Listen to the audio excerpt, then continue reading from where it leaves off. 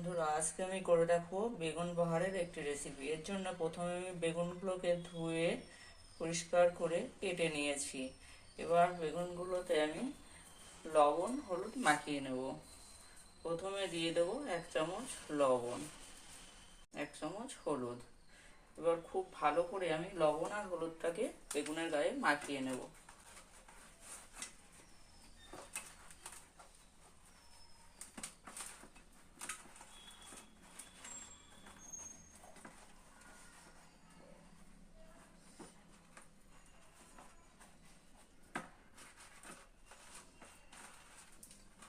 লবণ আর হলুদটা আমার মাখানো হয়ে গেছে।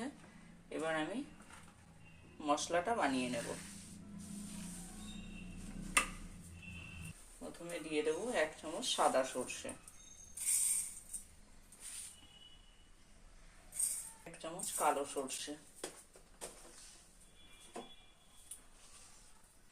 3টে কাঁচা লঙ্কা দেবো, 1 চামচ পোস্ত।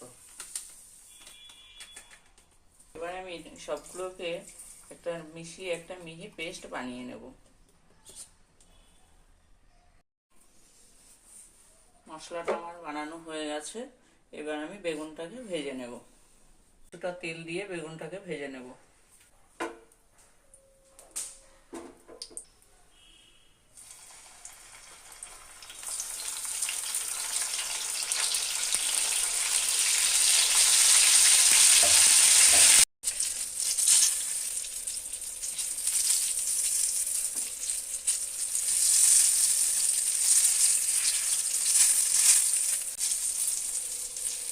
বেগুনটা আমার ভাজা হয়ে গেছে, এবার তুলে নেব।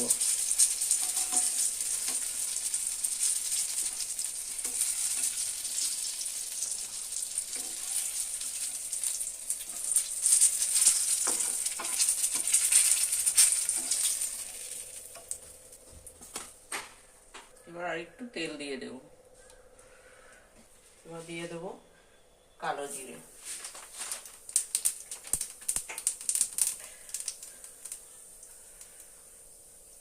1 চামচ হলুদ,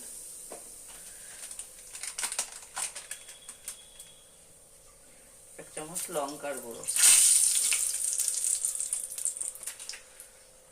আর 2টো কাঁচা লঙ্কা।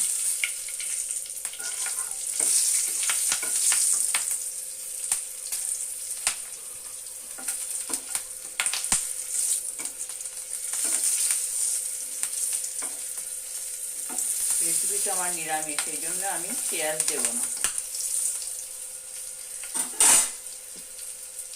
তারপর মশলাটা দিয়ে দেবো।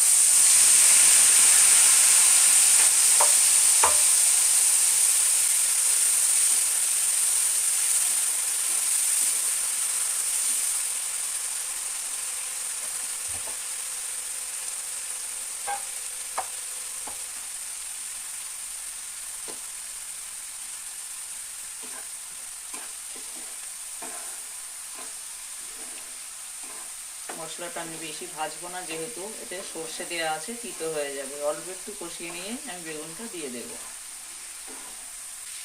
মশলাটা আমার ভাজা হয়ে গেছে, এবার আমি ভাজা বেগুনটা দিয়ে দেব।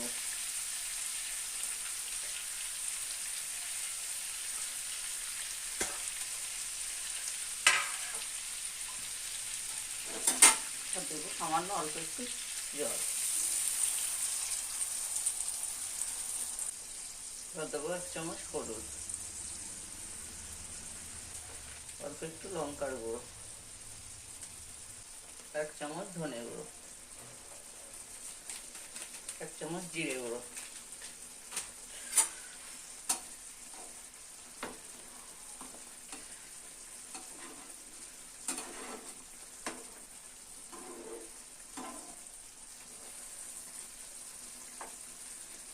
দিয়ে দেবো 1 চামচ লবণ,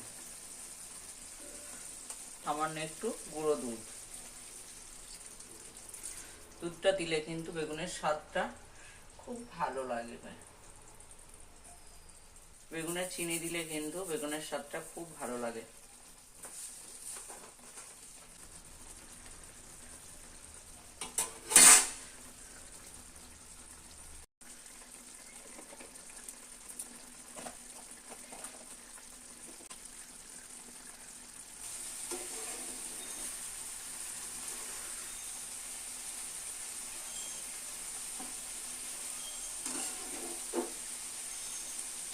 বেগুন বাহারের রেসিপিটা আমার তৈরি হয়ে গেছে। এবার আমি গ্যাসটা অফ করে নামিয়ে নেব।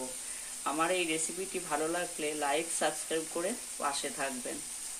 Thank you.